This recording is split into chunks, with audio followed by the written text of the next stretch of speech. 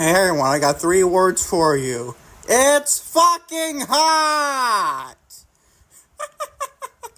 What's going on, everybody? Welcome to episode of No Limits to Lucas, No Limits Review Show, episode number 2. Today being June 22nd, 2025. Oh my god, it is fucking hot as fuck, though. In all fairness, with that 3 words at the top of the show, it's fucking hot. Well, it really is fucking hot, you want me to say. That's gonna be even hotter tomorrow, 97 degrees. Jesus Christ, man. Oh my god, man. Tomorrow's gonna be some certain day for me. There's an episode will be number 12 with No Limits Lucas be out tomorrow. A new brand new start, probably. With your flagship podcast and everything else. We'll discuss that then tomorrow. We already discussed that in episode 11 of the podcast. So go check that out if you missed it already. If you did, go check it out, like I said, on YouTube and all audio platforms, Spotify and Amazon Music, to be more specific. On to this week's No Limits Review Show, by the way. I don't know this to be a weekly thing. You're like, Lucas, where's episode number 1? It happened last year in November of 2024. I discussed basically, I think it was Full Gear that time, yeah. Like, you hear a damn bike outside my fucking house, what else is fucking new? But last year, I did the episode number 1, the No Limits Review Show, I did that. So basically, I basically want to do this, because I didn't watch Raw, didn't watch NXT, didn't watch Dynamite, and didn't watch SmackDown live at all. Or at least the next day like I normally do for NXT, Dynamite, and SmackDown. So back to with your flagship No Limits Review Show episode number 2. Well, let's get right into it, man. I'm gonna get right into it because there's a lot of stuff to discuss. All the 4 shows are kind of blah. Raw, NXT, Dynamite, and SmackDown were all blah. It was boring as fuck. The spoiler alert, the overall show stands this week will be freaking a tie. And it's not a good tie. Let's get right into your review show. So it's your Monday Night Raw, June 16, 2025 review, obviously. We'll start that off. We're going to be discussing that. Also, your NXT, June 17, 2025 review. Also, your AEW Grand Slam Mexico, June 18, 2025 review. The controversial thing in the wrestling world, because like Mercedes, Mone did not have controversial stuff in professional wrestling. From fans, obviously. We're going to discuss your Grand Slam Mexico, June 18, 2025 review. Discuss that. Also, obviously, your SmackDown, June 20th, 2025 review to finish off the podcast. As always, thank you for watching. No Limits Lucas, maybe. So I was going to say, is this, I would say weeks, but I don't know if it's a week or anything. But let's get on your episode 2 of No Limits Review Show for June 22nd, 2025. Oh man, I just wanted to just upload and everything, but damn, it's hard with blazing bikes outside my fucking house, man. Let's get right into it. Your Monday Night Raw, starting with, you guessed it, your Monday Night Raw, June 16th, 2025 review. Also, grading the segments, you get the point. It's basically any review show like I did. The grading system I've been putting on the universe, you get the point. Starting with Liv Morgan, who's now obviously injured. Check out the podcast about yesterday, which is episode number 11. No Limits Lucas, go check that out. I'm going to discuss Liv Morgan's injury, actually booking her return in 2026. I did that. Just go check that out. We'll discuss all things that. Starting with Liv Morgan, for now. Starts the show by talking trash by Nikki Bella about her attack last week. And Morgan called out Io Sky, the reigning defending WWE Women's World Champion, to the ring, and Morgan wants a rematch, or like I said, a WWE Women's World Championship. This, my friends, is a big fat C. Trust me, I love Liv Morgan. I love her. I feel so bad for her getting hurt and everything. But my God, I don't even love Io Sky, one of the best professional wrestlers, male or female, on the goddamn earth right now. Just want to be defending that title more often. That's Creative's fault, not Io Sky's fault, obviously. Talking to you, Triple H on the creative side there, Hunter Helmsley. But my God, man, this was just forgettable. This is forgettable. You're starting your Raw show with this. Dude, trust me. I feel sorry for Liv Morgan getting hurt and everything in the Kairi Sane match this week, but did this accomplish anything? It didn't really accomplish anything. Trust me, if Liv Morgan did not get hurt, I would think she and who's going to be challenging Io Sky and United Champions this coming Saturday for the WWE Women's World Title. I really thought that was going to be the case. But now it's obviously not going to be the case because Liv is now injured. I mean, out for probably less than a year, maybe, with a separated shoulder. But this gets to see. What do you want me else to say about this? What was so good about it? I love the unify find out about that. But this gets a big fat C. Shall we move on to more stuff on this show? And by this show, Monday Night Raw was not that good. Mostly it was not that good. I mean, it wasn't bad. It was just boring. Like Stone Cold Steve Austin, that gif you see on Twitter. Boring. What? Yeah, man, you get the point. Moving on to Asuka. We love seeing back on our good graces of Monday Night Raw and obviously WWE in general. Asuka defeats, by the way, she has her old theme song back, her OG theme song for NXT. Fucking love that. I didn't like her Death Rebel theme song, but God knows when this will be out still. But God knows when it'll be like coming back, but don't you Death Rebel theme song, because you never know what Death Rebel. You can never trust Death Rebel. We all thought Sheamus's right in your face theme song would be back with her good. Nope, that got changed to some generic fucking Death Rebel theme song. So we ain't find out, man. But get that written in my face theme song back for Sheamus, please. Please, Triple H. Death Rebel, get your ego out of your fucking ass, please. Thank you very much. I'll leave my receipts in the comment section below this podcast. No, to Asuka. We would love to see her back on WWE television, to say the least. She defeats Ivy Nile and Stephanie Vaquer, a glorious, dark Stephanie Vaquer. And Raquel Rodriguez, one half of the WWE Women's World Tag Team and Women's Tag Team Champions, also a Women's World Champion. No, she is not that. Raquel Rodriguez in a Queen of the Ring tournament match. This is pretty soft, believe it or not. Gave it a B. Tied for the best crowd in the show, believe it or not. I like this better than the main event. Might be a hot take to some people, but my God, man. I liked it better than the main event. Between Jey Uso, we'll get to it in a minute, but you get the point. This is actually pretty fun. While Asuka's always great, T's basically a one-on-one match against Asuka and Stephanie Vaquer. I mean, fuck, man. Just sign me up for that shit, bro. That'll be freaking awesome. Io Sky and Asuka and Stephanie Vaquer. I mean, damn, this Raw Women's Division is pretty stacked if you ask me. Take notes, SmackDown. Dynamite, to say at least AEW to a point. Not really so NXT, nor their depth is not that great. Obviously, we lost Stephanie, lost Julia. You're probably be losing Jordan Gray soon. You get the point, to say the least. And you're also losing Roxanne Perez. You get the fucking point, people. This is a pretty solid Fatal 4-Way. Give it a B. Let's move on, shall we? Oh, great. Oh, great, man. Let's discuss this next, right? Gunther, the reigning defending WWE World Heavyweight Champion, comes to the ring, and Goldberg, yes, Bill fucking Goldberg. Always fuck Bill Goldberg on this podcast. And Goldberg interrupted Gunther and congratulated for winning back. Gunther, obviously, winning back to WWE World Heavyweight Championship last week. And shit, Uso obviously in the main event. And then Goldberg mentioned about what Gunther did to Goldberg and his family last year at Bad Blood in Atlanta, Georgia. And Goldberg promised he'll end this little war at Saturday night's main event, July 12th. And you can guess, Atlanta, Georgia. A big fucking fat C. What the fuck are we doing? I'll be honest, I was expecting Goldberg back. You saw the podcast, not this weekend's podcast, but the 14th edition of No Miss Lucas of June. I knew Goldberg was going to be back. Trust me, I knew he was going to be back. I discussed the news piece there. But this was fucking lazy. The same old Goldberg coming down, by the way, limping. He looked even worse than he did in the past, believe it or not. Limping down the ring. This is going to be a long ass. What'll it be? Yeah, just 22nd, 23rd meeting tomorrow. And 30th, and then basically 3 to 4 more weeks of this shit. And then we're finally done, but my God, this cannot be done sooner rather than later. Please, for the love of God, do not have Goldberg beat Gunther.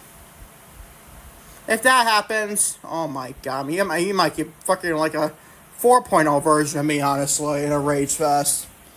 I mean, damn. But I don't think Goldberg's gonna beat Gunther. If that happens, oh my god, man. It'll be just as bad, if not honestly worse than the Fiend Bray Wyatt's burial from Gunther. Not Gunther, Goldberg, excuse me, not Gunther. My god, man, that'd be awful. Oh, he may not worse than Bray Wyatt, probably like me, but worse than Kevin Owens. He's second most tragic booking wise of Triple H, to say the least. Be his biggest worst one, and the second worst behind Vince McMahon's booking of Goldberg and the Fiend Bray Wyatt. You get the point. This gets a fucking C. And Goldberg he was limping down the fucking ring, man. And you expect me to take this man serious in a 5 minutes? So, man, if this match does not end more than 3 minutes, this is going to be freaking awful.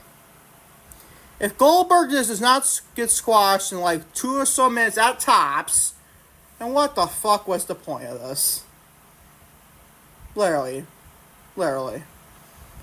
This gets a big fat C. Goldberg, unless Gunther gives Goldberg the umpteenth beatdown, and maybe it's more so than 2 minutes, then fine. But if Goldberg gets like a spear in, or 2 spears in, and a potential jackhammer, he can even lift up Gunther for a jackhammer. I highly fucking doubt it. He couldn't lift up the Fiend the last time we saw him in a title picture. Like, what the fuck, bro? He's like, what, 2 years older than that? 5 years older than that. I don't know why I said 2. Oh my god, man. It's been a long-ass 4 weeks, people. Strap in your seatbelts from Mark Goldberg title match. Oh, fucking joy. Big fat C is your grade. Remember, Bleeding on tied for the best grade in the show with 3-way, with also gets the other one in the minute to discuss the fail for about the Queen of Reign tournament side. It's an AJ Styles, and tied for the best grade in the show. Pretty much the show is boring. He defeats JD McDonough. This actually gets a B.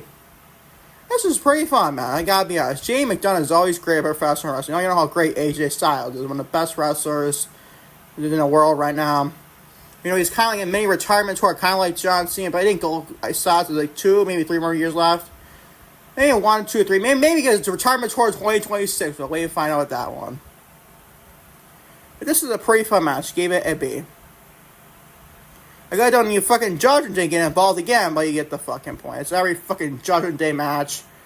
They always get freaking outside shenanigans involved. We shall move on, shall we?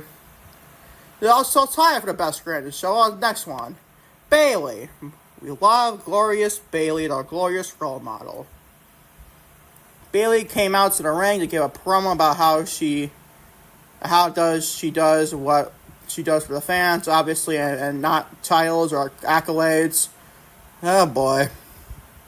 I've seen Debbie Stans take a shot at Mercedes Mone about this. I'm like, oh boy, here we fucking go, man. Well, you gotta be shitting me with these Debbie drones, bro.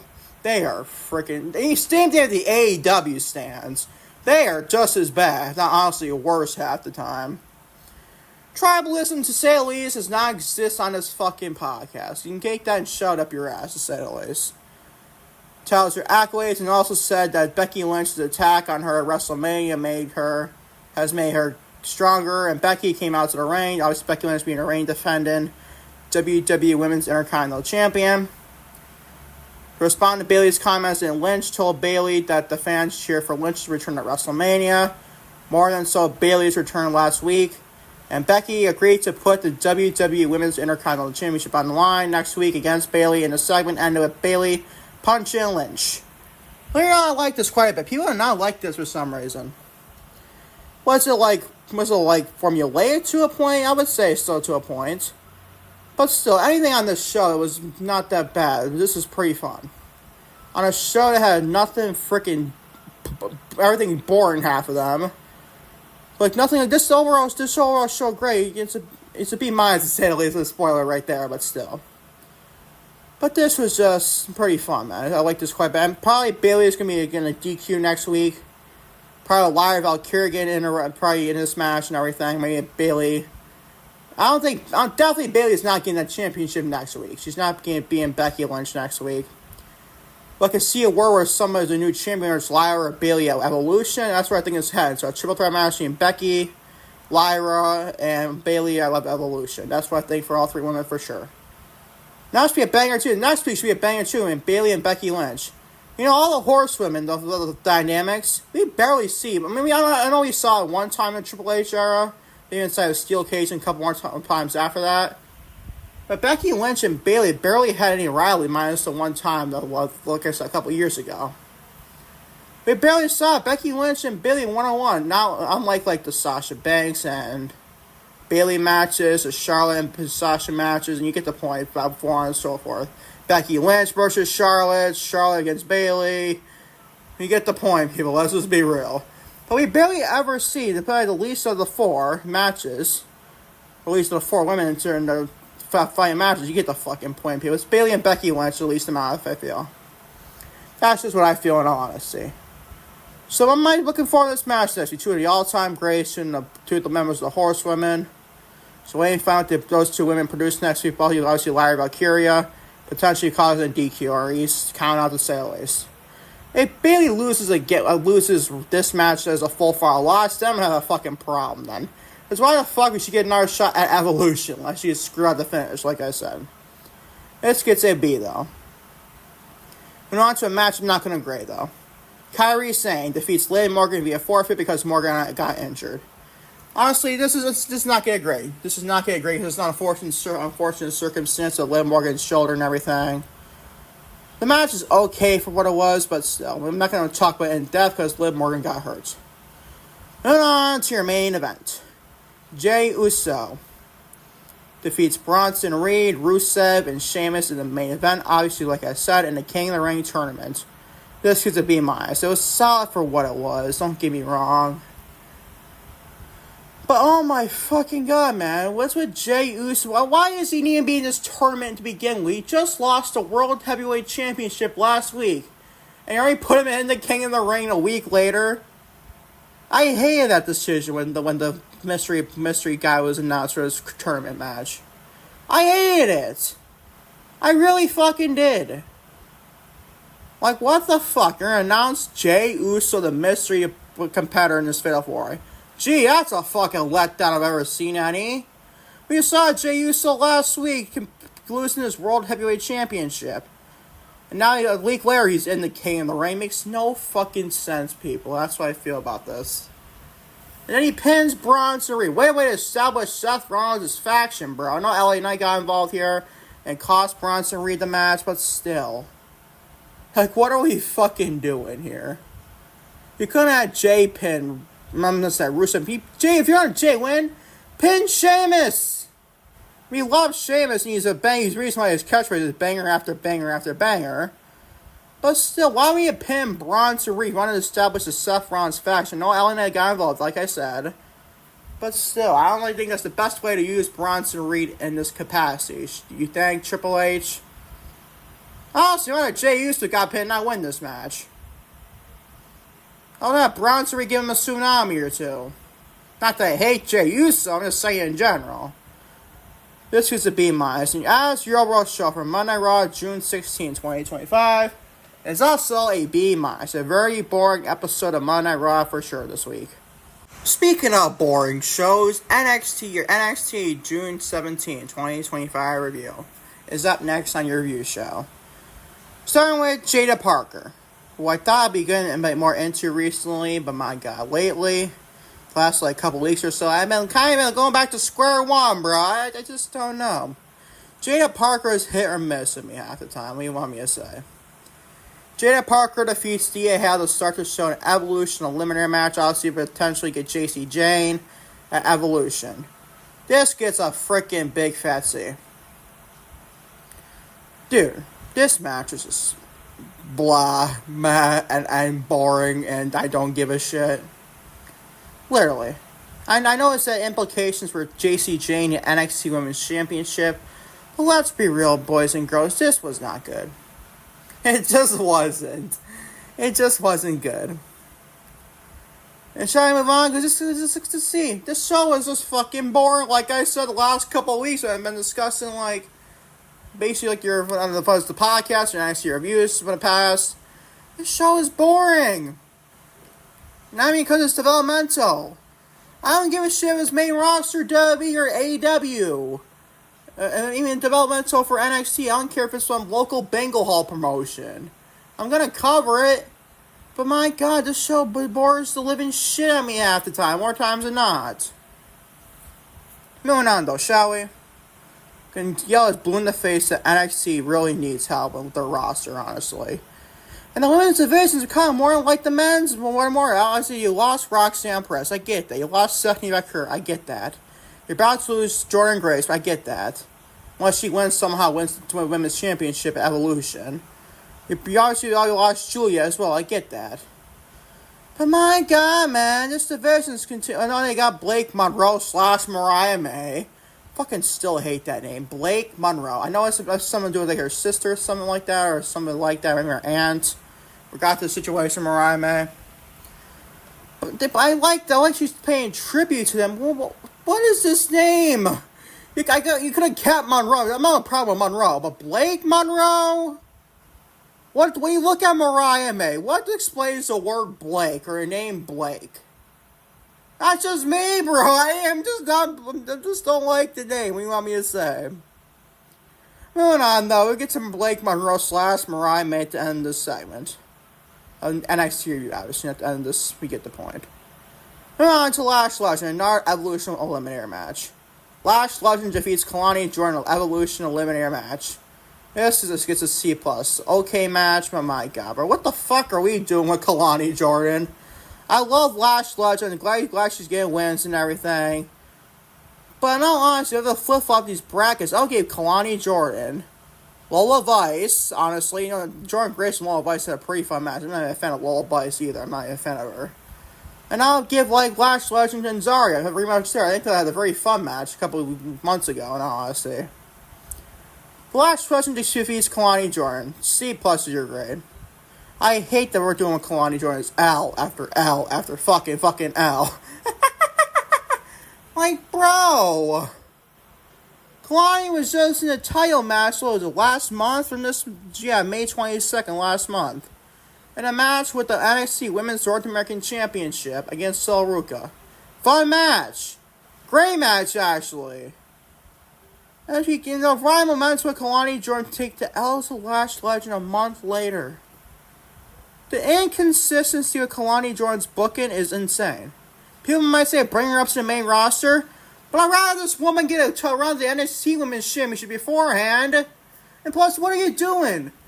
We already have, the Women's Championship getting more and more women called up. We got Roxanne already called up, you got Stephanie already called up, you got Julia called up. Probably get Jordan Grace called up after Evolution. Knock on wood. Oh my god, man. Maybe Kalani Jordan, who's great. I'm not complaining about her being a main roster. But my god, this women's division, slowly but surely, might get more and more like the men's division of NXT. It's still the better division, obviously, still. Even before addition of Blake Monroe / Mariah May, but still. I get Triple H wants to call up all these women like Stephanie and Julia and Roxanne. I mean, just look at those three women. You can speed stardom, honestly. No pun intended, to stardom and New Japan, get the point. But dude, what are we doing with Kalani Jordan? I'd rather give this woman a shot at the NXT Women's Championship and at least win the title. I'd rather have her be the one to beat JC Jane and Blake Monroe / Mariah May. Might be an unpopular take. Maybe Blake Monroe can beat Kalani after that. I'll be fine with that too. But dude, come on. Come on, people. Let's get to C+. We want me else to say. I already said. Move on to the best thing on the show.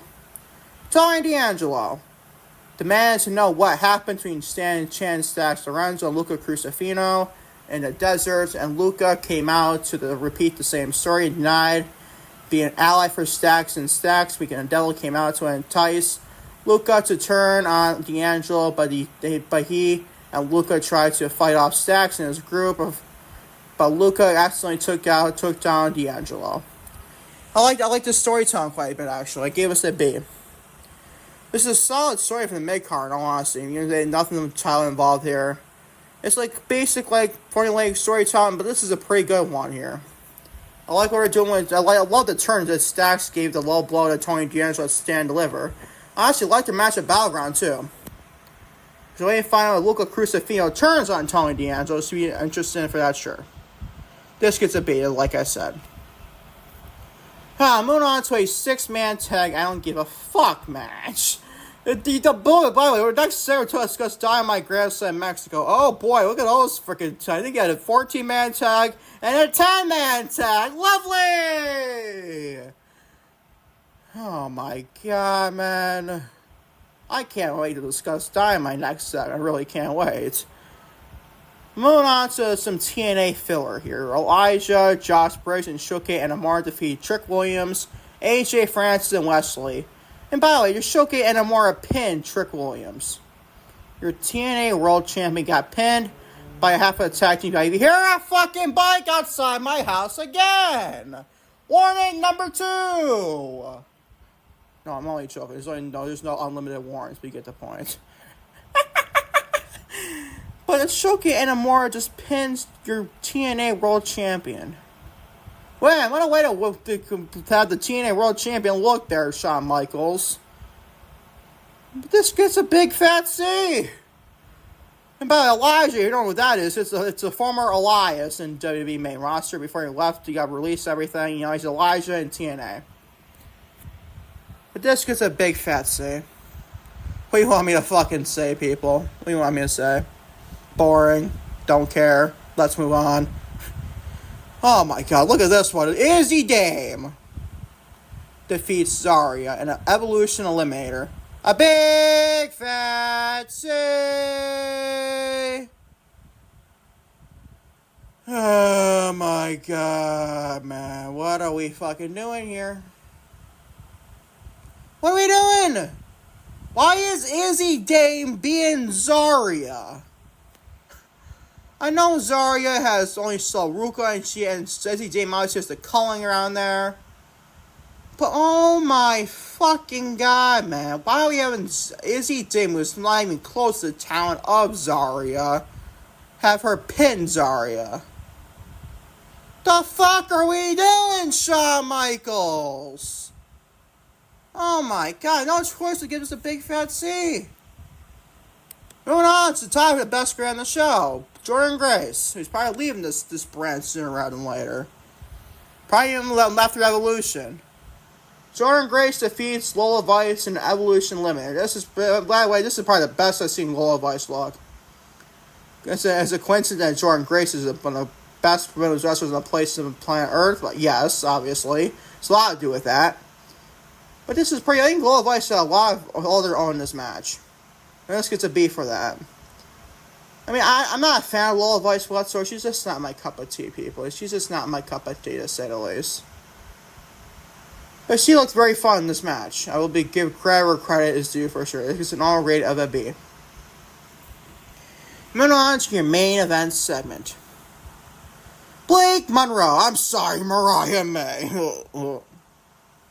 Blake Monroe officially signs her NXT contract. And get this, boys and girls. Fatal Influence appeared and put Monroe through a table. Another big fat C. Oh my fucking god, man. I have no words for this show. Trust me, I love Mariah May. She's one of my favorites right now. I've been loving her since AEW, and even before I even started. I love her work in Stardom, in all honesty. But, boys and girls, what the fuck were we doing on Tuesday night with this? And a Death Rebel theme song for Mariah May, or / Blake Monroe, I still need to get used to the name, is just not it. As most Death Rebel theme songs are not it, or not good whatsoever. The fuck are we doing, bro? The flying fuck are we doing? Like, I love that Blake Monroe / Mariah May is in NXT. She's going to do wonders for this division. Especially with the collabs of Roxanne Perez, Stephanie Becker, and Julian. By returns to Jordan Grace. As here another fucking bike outside my house. What else is fucking new? I just can't sometimes, but I really can't. But this get to see. What else do you want me to say? Ask Real Russell for NXT June 17, 2025, because I'll give a C+. Now here's your NXT review for June 17, 2025. It's your AEW Dynamite Grand Slam Mexico, June 18, 2025 review. All of a sudden, now I got tired for some stupid reason, man. Maybe talk about the NXT review bored the shit out of me. Well, it's not gonna get much better because Dynamite was just as bad, if not worse. Hangman Adam Page starts the show by talking Spanish to the crowd. I thought that was actually pretty fun. Hangman Adam Page can speak some good Spanish, to say the least. And he announced that he wasn't allowed to be in the arena during the Death Fighters match happening in the main event, obviously the show. But he promised that he will get his hands on Jon Moxley for payback. This is tied for the best kind of show to be. I like this promo quite a bit from Hangman Adam Page. Was it like bar burner, like a classic promo from Hangman? No, I've seen a lot better Hangman promos. This is still pretty fun. On this show, it was fucking boring beyond belief. I was definitely taking Hangman Adam Page. Nice promo here to start the show. I actually gave it a B. I gave it a B like I said. Now before we get into some 14-man tag team match, lovely Tony Khan. Atlantis Jr. Yeah, there's Atlantis Senior and Atlantis Jr. I don't know if it's Senior, we get the point. Atlantis Jr., Bandito, Adam Cole, Daniel Garcia, Brody King, Tepalario, and I want to throw up.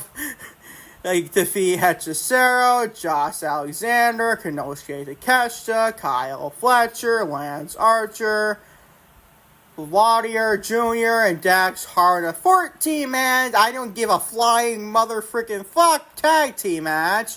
That gets a D+. Oh my god, man. A 14-man tag. You also had a 10-man tag later in the show with the Death Riders. Oh, even better, man. Oh my fucking god, bro. What was the fucking point of this? 14 men in one fucking match is mega overkill. Oh my god, man. This show is something else, man. A 14-man tag and a 10-man tag. It's main events your show. Even better, right? Oh my god, man. If you think I pay attention to 1 ounce of this fucking match, you all lost your freaking mind, to say the least. This gets a fucking D+. Moving on, shall we? To Kazuchika Okada, the reigning defending AEW Continental Champion. Like that. Champion defeats Mark Briscoe. This is a solid match. Give it a B-. You're gonna make me hate a Mark Briscoe match. You're an Okada match. You're gonna make me hate. But this was just... It was solid for what it was, but I just didn't care. Like, I got to attack Okada to Kenny Omega last week. Was great. I loved it. It's like the puke in the mouth shit. Looked gross as shit. That I didn't like whatsoever. But that was still fun. I like that fact. I hate discussing the Unified Championship and AEW Unified Championship. Sorry for another day, right? It was a solid match with Okada and Briscoe, but dude, did you care? Solid, I don't care. Well, let's move on. B- your grade. Oh my god. And Mystico versus MJF goes to the disqualification. People are as oh, this is such a banger match. You gotta go out and watch Mystico and MJF. Dude, when I saw in this match, I kid you not, I thought these people were fucking high. Clearly, I ain't joking. Like, bro, what was so special about this match? What the flying fuck, bro? What the hell are you talking about? This is such a banger of a freaking match. I'm not saying Mystico is a bad wrestler. You always know MJF's not a bad wrestler. I mean, damn. He's a great, good old epic heel. We love MJF. But my God, bro. Even he couldn't save this shit. This gets a C+. Solid match. It might be generous to that grade. But I don't give a flying fuck. Speaking of flying. Hologram. Oh, boy. Hologram. Everyone's favorite luchador. Defeats Ricochet, Masakria Duradia to win a 4 million pesos high-flying four-way match. Wow! What did Tony Khan came up with this in his sleep? Oh my God, man, what a barber of a classic this was, right? Said nobody fucking ever. Who the fuck cares? We're on the road to AEW All in Texas. The biggest show of the company all year, All In. And we're putting up shit with the 4 million pesos high-flying four-way match. The fuck was the point of this? Yeah, and then we have a 14-man tag and a 10-man tag and a $4 million high-flying pesos flying match. The fuck was the point of this, people? Like, seriously, did you fucking care about this? I've seen people give us an A, an A-. It's such a classic. I mean, I'm over here speaking common sense and logic, and this shit was fucking ridiculous. The fuck are we doing, man? We're building towards All In Texas that happens in 4 weeks, the same day as Saturday night's main event for July 12th.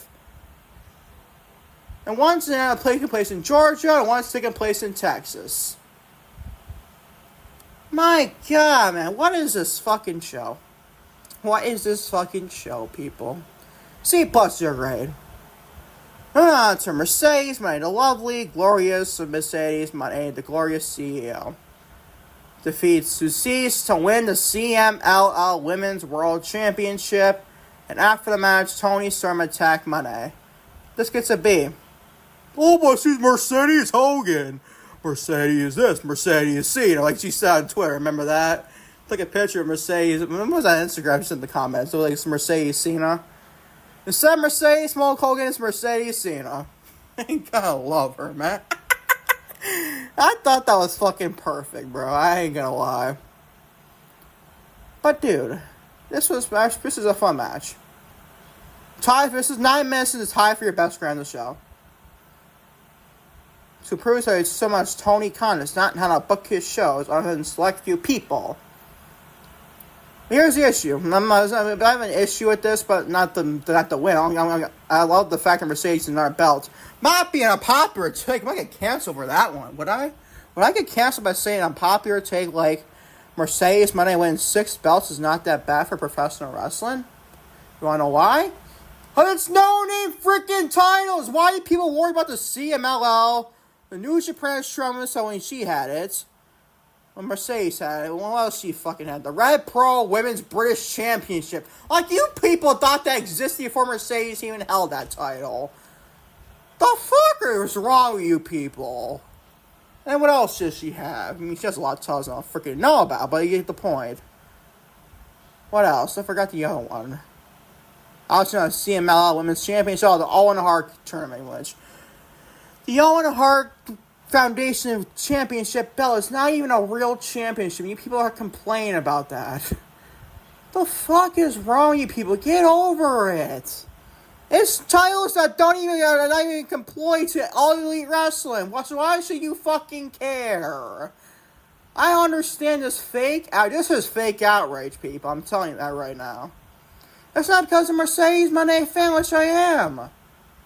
But bro, you all people are just going hard on Mercedes over the Red Pro Women's British Championship. And all of her titles are not named the TBS Championship. The fuck is your problem, people? Why are you so freaking worrying about the Rev Pro Championship or CMLL Women's Championship? It's like she does this to people on purpose. You know you get a freaking reaction out of that. You're basically promoting her without freaking promoting her. Do you idiots realize that? Clearly not. I don't understand what your freaking people are getting so up in arms of Mercedes. Oh, Mercedes Hogan, Mercedes Cena, Mercedes Reigns. I don't fucking know, people. God knows. Mercedes Moxley, Mercedes Rollins. I don't fucking know with these people. I'm not comparing Seth Rollins or Moxley or whoever I just said to Hulk Hogan. I'm not doing that. I'm just making an example, people. Mercedes Ellsworth. I don't fucking know, bro. Remember James Ellsworth? Holy shit, bro. That was something else. Not in a good way. But you get the gist of what I'm saying here. You people need to fucking chill the fuck out. What I have a problem with this is why the fuck we're not building Mercedes and Tony Storm up better. That, I'll be honest, if you have a problem with that, I'll be fine if you have a problem with that. But no, these dumbasses on Twitter or Instagram, we name it, worry about the CMLL Women's Championship or the Rev Pro Women's Championship. Like, you people thought that title even existed before Mercedes held that championship. Well, let's be real. Maybe a CMLL Championship was on it. Everyone thought Stephanie McCurry held that title. But still, bro, like, what the fuck is wrong with you people? Stop with the fucking bullshit and just say you're a Mercedes Mone hater without saying you're a Mercedes Mone hater. Just saying, bro. Just saying. This is a solid match. The only problem I have with this is why the fuck we're not promoting Tony Storm Mercedes better for all in Texas. That I do have a problem with. Because, dude, what the fuck are we doing with these two women involved in each other? Like, we have Mercedes get kissed on the hand by Tony. You know, I kind of wish I was Tony Storm there, honestly. I ain't gonna lie. You blame me, but Mercedes is fucking gorgeous. What do you want me to say? I'm sorry. I'm desperate to say the least. Let's move on. But my God, man, I don't like the feud of Tony Mercedes. I get that. I have a problem with it too. But you people are spewing the fucking most weirdest shit. I don't even want to know what the fuck you're talking about.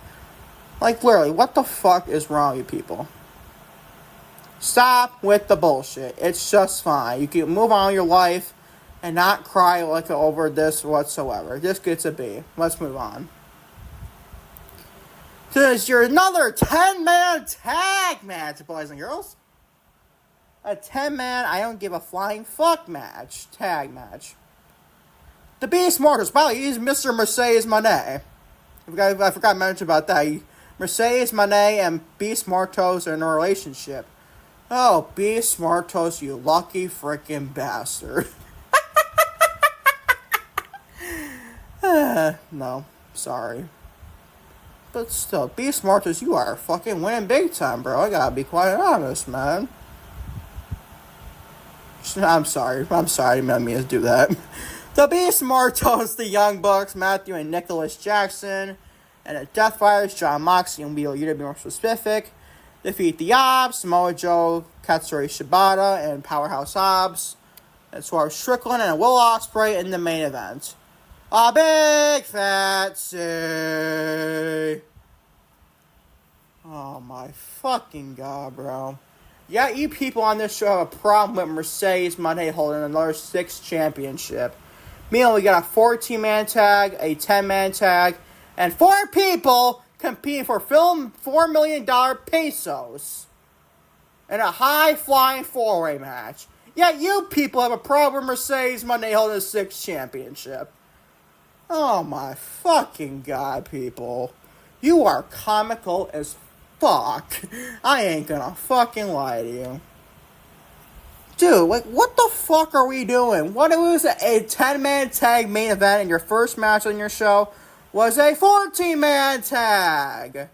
Your first match started with a 14-man tag and you ended the show with a match with an 10-man tag, excuse me. What else do you want me to say? Big fat C. Nothing else to say here. There just isn't. There's nothing else to say here, in all honesty.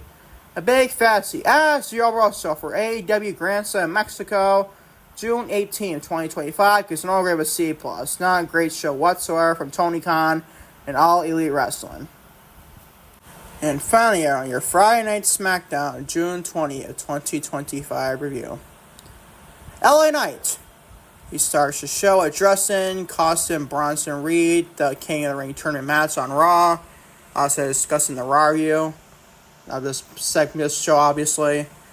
On Raw, Paul Heyman came out, and before Heyman said anything, Reed and Braun Breaker appeared to attack Knight until he fended off both with a steel chair. Another big fat C. Boys and girls, another SmackDown, another formulaic start to your fucking SmackDown show. Dude. What the fuck? What would this fucking do? What did this accomplish? Other than an LA Knight versus Bronson rematch later in the night. That's all it accomplished, and that's not fucking good to start your show with that. I'd rather you start the match after this with Asuka and Alexa Bliss. I'd rather you start that with this shit. What the fuck are we doing? Your show's supposed to start with a nice thing that sets the tone for later in the night. But no, did this do that? No, all it accomplished, the promotion, they accomplished something, but promoted something. But it's nothing that's memorable whatsoever. A big fat C is your grade. So speaking of Asuka and Alexa Bliss, Asuka defeats Alexa Bliss in the King of the Ring tournament match. This is pretty solid. Gotta be quite honest. Give it a B plus. B minus is your grade with this one. Actually, not that match that Asuka and Alexa used to have a lot of freaking matches in the past. It's been a couple of years ago, hasn't it? I believe these two are tag team champions at one point against Damage Control at that point. So yeah, I believe that's just a coincidence that is, right? This is a pretty solid match of Alexa Bliss and Asuka, and the right winner won here in Asuka. But you're going to have someone go on the finals and face probably more likely Jade Cargill. You don't want to be Alexa Bliss. We know we love Alexa Bliss. But let's be real. Jade Cargill and Alexa Bliss Queen of the Ring tournament final. I don't know about that, bro. I just don't know about that match-wise. But Jade Cargill against Asuka or even Roxanne Perez and Asuka would be even better. That's even grade more. But probably probably Asuka and Jade Cargill, honestly, but we ain't find out with that for sure. But this gets a B minus. Moving on to Ron R-Truth Killings. Attacks Kit Wilson, one half of Pretty Deadly, who was supposed to have a match with Aleister Black. This, my friend, gets an overall grade of a C minus. What the fuck are we doing with Aleister Black, bro? Think this man came from AEW's Malachi Black, wanting better booking from anybody else. Not that Tony Khan was not doing the man any favors. AEW did not book Malachi Black whatsoever good either. I'll be honest there. But what's the difference between that and this one in WWE? It's under Triple H right now. I know he just got there about 2 months ago, but still. What the fuck are we doing? We have the times you could have Aleister Black take on fucking Kit Wilson. That's the best you had for Aleister fucking Black, Triple H. Is Kit Wilson. That is fucking comical. No offense to Pretty Deadly or Kit Wilson. But my fucking god, bro. Really? The fuck are we doing, bro? Even as attack from R-Truth / Ron Killings to Kit Wilson. Who did this help? Who did this fucking help? Nobody. That's the reason. Nobody helped anybody with this one.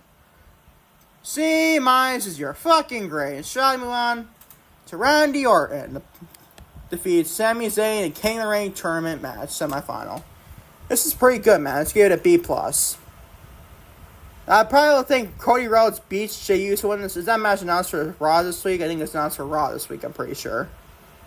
So Randy Orton probably more likely Cody Rhodes for Saturday nights maybe. Probably King of the Ring. I think the King of the Ring finals is taking place as Night Champions. I think it is at least. But Randy Orton and Sami Zayn had a fun match here. Very fun match for sure, man. I would have had Sami Zayn beat Randy Orton. I would have had Sami Zayn win the whole King of the Ring. And get to probably Gunther at SummerSlam. Like I said, the idea in the past that had Sami Zayn would beat Gunther for World Heavyweight Championship and get his moments, but ultimately get stabbed in the back by Seth Rollins like he did already, and cash in Money in the Bank and win the World Heavyweight Championship. Basically like a Daniel Bryan situation from 2013 to say the least. This is pretty solid for a pretty fun match between Randy Orton and Sami Zayn. Give it a B+. And plus, I probably think Cody Rhodes gets the win in Saudi Arabia with the United Champions and probably gets to John Cena again. Not that I want John Cena. Not that we could have had John Cena or Cody Rhodes anyways, because Cody Rhodes pinned John Cena Money in the Bank. But it is what it is, to say the least. This gets a B+. Moving on to Nia Jax. Oh my god, man. She's back in the Tiffany Stratton title picture. The fuck are we doing, bro? Nia Jax is a promo in Tiffany Stratton, like I said, the WWE Women's Champion, the reigning defending WWE Women's Champion. Interrupts and Jax takes out Stratton, and Naomi came out to what looked like she wanted to cash in her women's Money in the Bank contract, but Jax did not let that happen. Eventually, Stratton takes out both women. A big fat C. People. Did you fucking care? What is this division on SmackDown and women's wrestling? On Raw, it's like the freaking little bit of dragon, like with the dragon with the demon eyes, compared to the dragon with the googly eyes. You see that meme? I see a meme all the fucking time, people. But it's like this. It's like it's a complete difference on Raw and Monday night and Friday night. I love Tiffany Stratton. I'm glad she's a champion. I'm glad she won at WrestleMania. But my god, bro, what are we doing here? And the thing is, now it's next week for Tiffany Stratton to defend that women's championship against Nia Jax yet again. Again, in this last women's standing match. I swear, if they have Naomi cash in after this, I'm going to be pissed off. Not that I'm afraid she's not going to win the title. But you're going to have, what, a 1 month title reign, potentially drop that title to Jade Cargill at SummerSlam? 1 month title reign for Naomi will be fucking stupid. It would be fucking stupid. But I honestly see where we're going with that. Unless Naomi would have beat Jade at SummerSlam, I don't think that's going to happen. I don't think it's going to happen. We're going to find out, man. All up I'm wrong, and Nia Jax and Tiffany trying a clean finish and a clean winner, and we go off the fucking air. I probably think it's your main event next week. So we ain't find out. This is a big fat C, though. Moving on to Charlotte Flair. Defeats Chelsea Green, and right after the match, Piper Niven attacked Flair, and Alexa Bliss made the save for Charlotte. Another big fat C. Oh my god, man. What is this fucking wrestling in 2025? What are we doing? What are we fucking doing here? Boys and girls, did you fucking care about this? And Alexa Bliss helping Charlotte ultimately be a tag team. That's probably Roxanne Perez probably taking the place of Liv Morgan. And place for Liv Morgan for the women's tag team title with her and Raquel Rodriguez. And then at Evolution, we're probably getting Alexa Bliss and Charlotte Flair teaming up to face Roxanne Perez and Raquel Rodriguez. Oh my god, man. How fucking boring is that? That's probably be the case. And then Charlotte and Alexa probably win those tag team titles. I had predicted almost that before I have Liv Morgan in place of Raquel and Roxanne Perez. I almost predicted my Evolution prediction of the card, man. I predicted that big time. I almost called it right from the jump. I just replaced Roxanne Perez with Liv Morgan. And there you go. Oh my god, man. Did you care about this? Because I know I fucking didn't. C is your grade. Moving on to Solo Sikoa. Calls out Jacob Fatu to the ring, and Fatu came out, and Fatu then challenged Sikoa for a United States Championship to put his title on the line against Sikoa for a United States Championship. At Night of Champions, and Sikoa accepted. Believe it or not, actually, this is a pretty fun promo. I'll give it a B. And what we do for Night of Champions? So we have Jacob Fatu drop the title temporarily to Solo Sikoa, and then Solo Sikoa drops the title back to Jacob Fatu at SummerSlam. I don't know. I don't think we should do that, honestly. I think we should have Jacob Fatu beat Solo Sikoa, if you ask me. I'm going to be so shocked if Solo Sikoa gets a new Bloodline member Maybe it's Hikuleo, somebody like that. Comes out in Saudi Arabia. And also have JC Matoya Mighty as well. But you get the point. I think Sikoa has his chance where he can beat Jacob at SummerSlam, Night of Champions, without a clean finish, obviously. Then maybe Hikuleo comes out and helps Sikoa win the championship. Definitely a possibility if you ask me. But I would not do that whatsoever. I'll have Jacob Fatu beat Sikoa at Night of Champions for sure. So this gets no grade of B, though. Pretty fun segment between both men. Moving on to LA Knight. Yeah. Versus Bronson Reed goes to disqualification after Braun Breaker caused that DQ. C plus is your grade. Boring. You might be generous with a C plus. But what are we fucking doing here? This is the start of your show. This segment, LA Knight and Bronson Reed and Braun Breaker and Paul Heyman. To ultimately get to this, a DQ finish? Why? What the fuck are we doing here, bro? What are we doing? What is this fucking show? I don't get it. I just don't get it. This gets a C plus. C plus is just for sure your grade. And on to your main event. So I thought this was freaking brilliant pipe bomb promo from John Cena. Being out with John Cena, the reigning defending undisputed WWE champion, versus Ron Killings, Ron R-Truth Killings. And the main event goes to disqualification after John Cena caused that DQ by hitting the undisputed WWE championship over Killings' head. And CM Punk looked to make the save for Killings. But eventually CM put Punk through a table and cut a mini pipe bomb promo to end the show. This was fucking awesome, bro. I love the line John Cena gave about Claudio Castagnoli, name-dropping Claudio Castagnoli, Nick Nemeth, and Matt Cardona. That was just perfect, bro. That was fucking amazing. That was fucking great. I ain't gonna lie.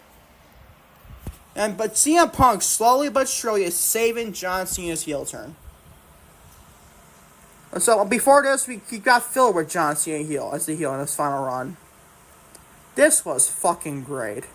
This segment, I didn't run the match either. But my God, man, the pipe bomb promo with John Cena given to CM Punk. It's like, oh my God, what, 14 years in the making, right? Oh my God. It was almost a day, honestly. I think it did happen around Money in the Bank in like 2011, did it?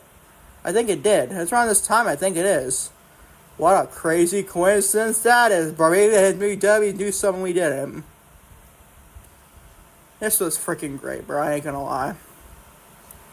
But I still think that this is the wrong place to do CM Punk and John Cena for the Saudi Arabia Night of Champions. Absolutely. But I looked up this statistic, honestly. If this something popped up on my WWE YouTube, and obviously in WWE section and YouTube channel for YouTube or WWE. Night of Champions, like what, was like 12 years ago? 13 years, 2012?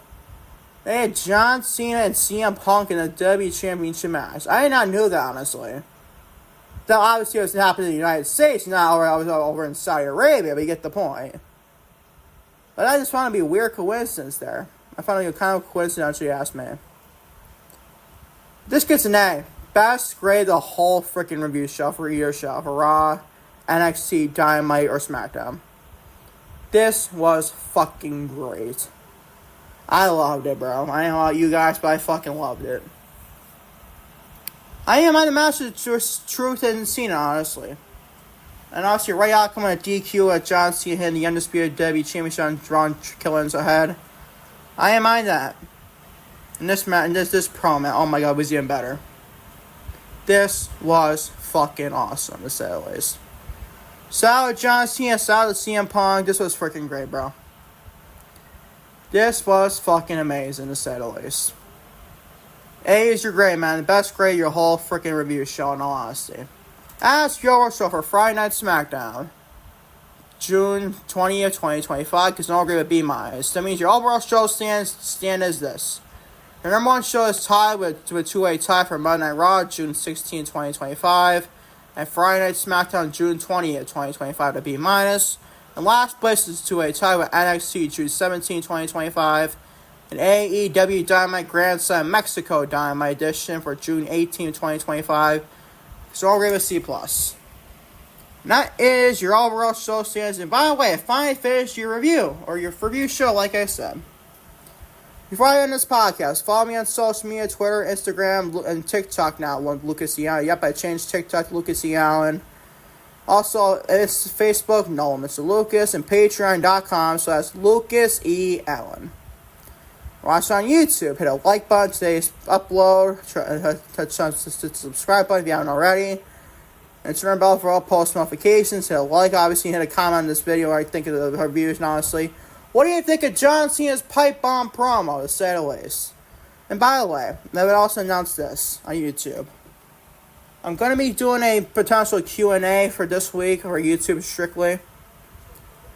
It'll be uploaded first on Patreon, but it won't be uploaded on any Spotify. It'll be uploaded just to Patreon for beginning stages. But I'll definitely get uploaded to YouTube. Like maybe on like Wednesday, maybe Monday, or Thursday, Friday, something like that.